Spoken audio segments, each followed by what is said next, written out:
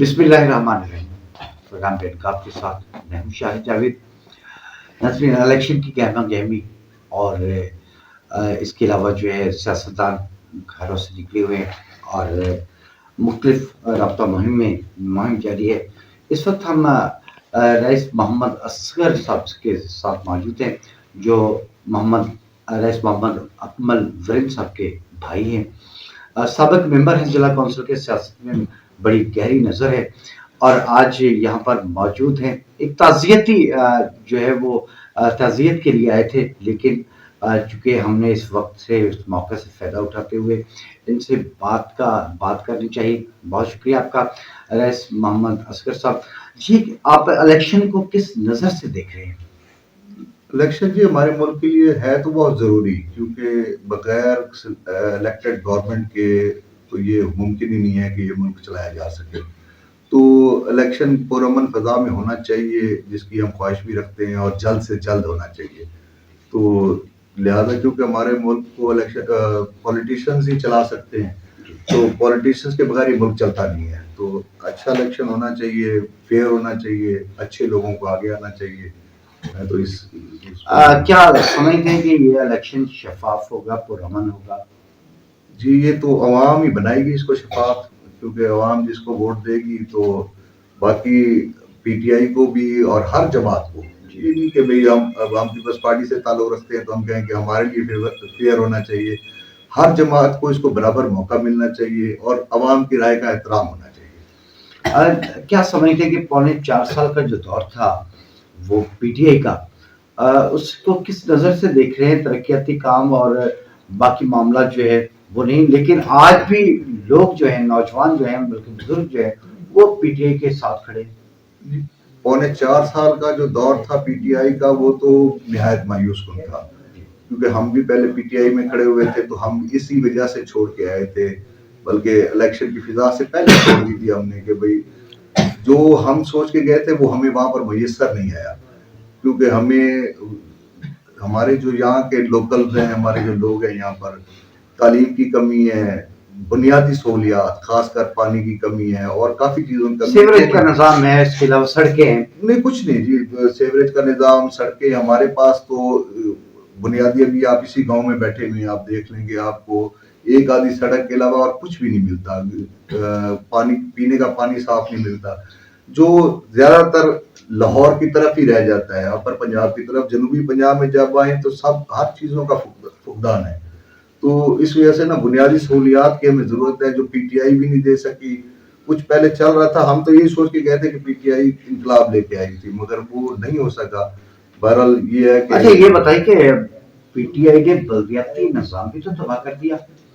نہیں، یقیناً، کیونکہ میں خود بلدیاتی نمائندہ رہا ہوں، تو یقیناً بلدیاتی نظام کے ساتھ ایک عام آدمی کا کام جڑا ہوتا ہے. کیونکہ ایک ایم پی ایم این اے کے پاس جانا، عام آدمی اکثریت بلکہ 90% سے اوپر لوگوں کے پاس، عام آدمی کے پاس ایم پی ایم این اے کو اپروچ کرنا مشکل ہو جاتا ہے.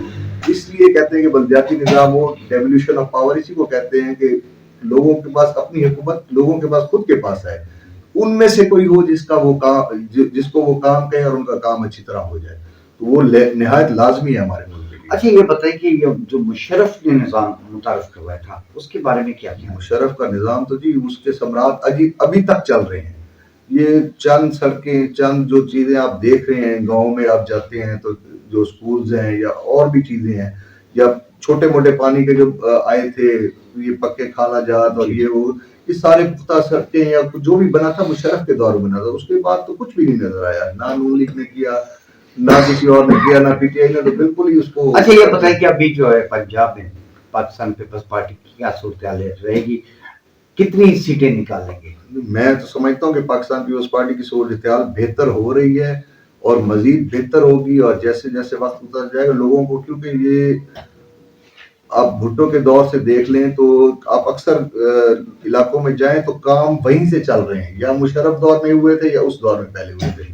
پیپلز پارٹی کے دور میں ہمارے گاؤں میں، جو گاؤں کے دیہاتوں میں جو ہے نا، وہ پیپلز پارٹی کے دور میں ہی کام ہوتے ہیں. اس کے بعد جو نون لیگ والے ہیں وہ تو خاص کر صرف شہر کی چند سڑکوں کے علاوہ یا بڑی بڑی سڑکوں کے علاوہ، کیونکہ دیکھیں گے کہ سب سے زیادہ ضرورت جو انسان کی ہے وہ بنیادی سہولیات جس میں پانی، سیوریج اور یہ چیزیں ہیں وہ ہمیں میسر نہیں آتی. ہمیں شہر کی سڑکوں میں ہمیں جانا ہوتا ہے ہفتے بعد 10 دن بعد عام بندے نے. تو ہمیں زیادہ تر ہمارے بچے پڑھنے چاہیے. ہمارے اسکولوں میں ٹیچرز نہیں ہیں, ہمارے اسکولوں میں استادہ کی تعداد بہت کم ہے جس کی وجہ سے ہمارے بچے پڑھ نہیں سکتے. اچھا یہ بتائیے کہ علاقے کے لیے آپ کی کیا خدمات ہے اور ریس محمد اکمل صاحب جو ہیں ان کی کیا خدمات؟ ہم تو یو سی لیول پہ ہم نے پہلے سیاست کی تھی. ریس صاحب نائب تحصیل ناظم بنے تھے, میں یو سی ناظم بنا تھا. میری یو سی میں بڑے فخر سے کہتا ہوں کہ ہم نے ہر گاؤں میں گیس دی تھی.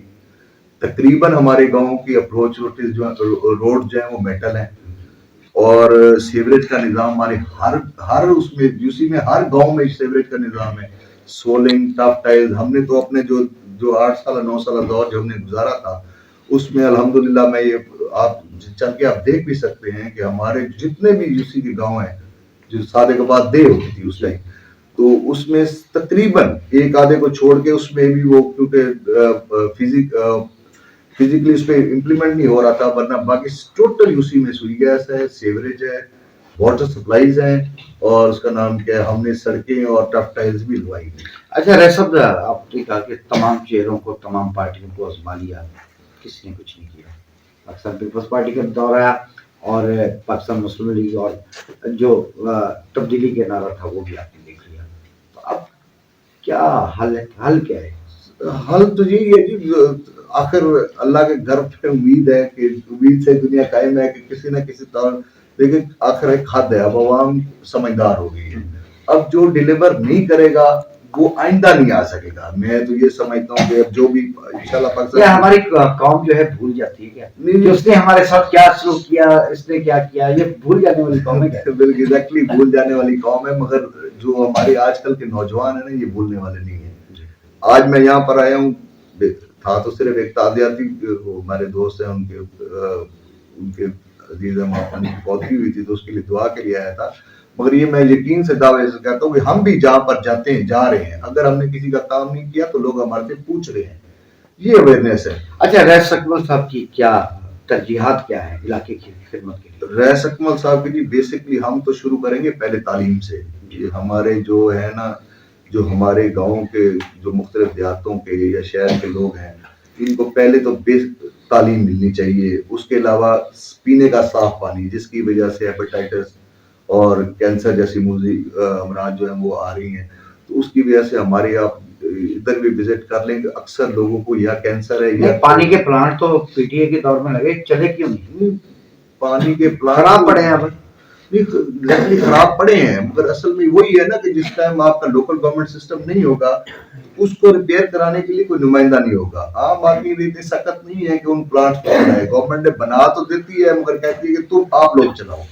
تو ادھر ہے نہیں ڈیولیشن آف پاور تھا, جب اگر بلدیاتی نظام آئے گا تو لوگ اس کو چلائیں گے. ایک کونسلر ہے اس نے اپنی گلی کے یا اپنے گاؤں سے جب ووٹ لینا ہے تو اس نے جانا ہے, وہ پھر بھاگے گا اپنے ناظم کے پاس, بھاگے گا یا یو سی چیئرمین کے پاس یا تحصیل چیئرمین کے پاس یا ڈسٹرکٹ چیئرمین. کوئی پیغام اپنے ووٹرز کے نام, لوگوں کے نام کو دینا چاہیں؟